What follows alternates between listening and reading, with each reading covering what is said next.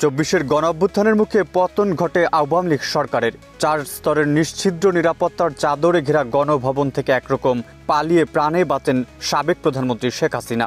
এরপরই সিদ্ধান্ত হয় গণঅভ্যুত্থানের স্মৃতি সংরক্ষণে জুলাই স্মৃতি জাদুঘর হিসেবে ব্যবহৃত হবে গণভবন।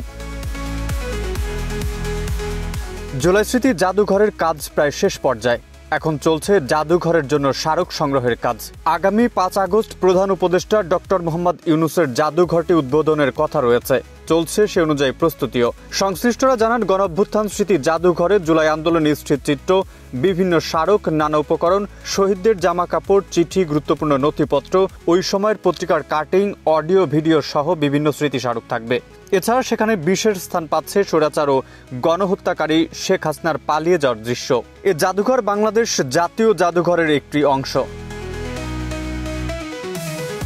জানা যায়, জুলাই গণঅভ্যুত্থান স্মৃতি জাদুঘরের বিষয়টি সরাসরি মন্ত্রণালয় দেখভাল করছে। মন্ত্রণালয় থেকে ৫ আগস্ট জুলাই গণঅভ্যুত্থান স্মৃতি জাদুঘরের উদ্বোধনের প্রস্তুতি চলছে। প্রধান উপদেষ্টা সশরীরে উপস্থিত থেকে জাদুঘরের উদ্বোধন করার কথা রয়েছে। জানা যায়, জুলাই গণঅভ্যুত্থান স্মৃতি জাদুঘরের জন্য স্মারক সংগ্রহ করতে আর্কাইভ ও কালেকশন টিম দেশ জুড়ে কাজ করছে। বান্ডেল থাকলে প্রতি সেনমানিতে টাকা বাঁচবে। বিকাশ সেনমানি বান্ডেল কিনে জিতুন প্রতি লেনদেনে।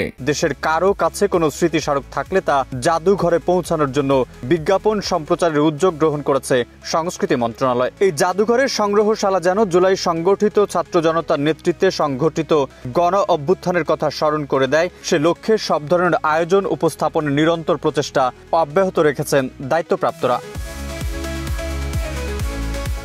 মিরপুর রোড ঘেঁষে অবস্থিত গণভবন হিসেবে পরিচিত সাবেক প্রধানমন্ত্রীর সরকারি বাসভবনকে রূপান্তর করা হয়েছে জুলাই স্মৃতি জাদুঘর হিসেবে। গত বছরের ৮ আগস্ট ডক্টর ইউনূসের নেতৃত্বাধীন অন্তর্বর্তীকালীন সরকার গঠনের পর জাতির পিতা পরিবার সদস্যগণের নিরাপত্তা আইন ২০০৯ বাতিল করা হয়। ফলে গণভবনে থাকার আইনি অধিকার হারায় শেখ হাসিনার পরিবার। আর দায়িত্ব নিয়েই জুলাই গণঅভ্যুত্থানের শহীদ ও আহতদের ভূমিকা ভবিষ্যৎ প্রজন্মের কাছে তুলে ধরতে প্রধানমন্ত্রীর সরকারি বাসভবন গণভবনকে জুলাই জাদুঘর করার প্রস্তাব করেন উপদেষ্টা পরিষদের ছাত্র প্রতিনিধিরা।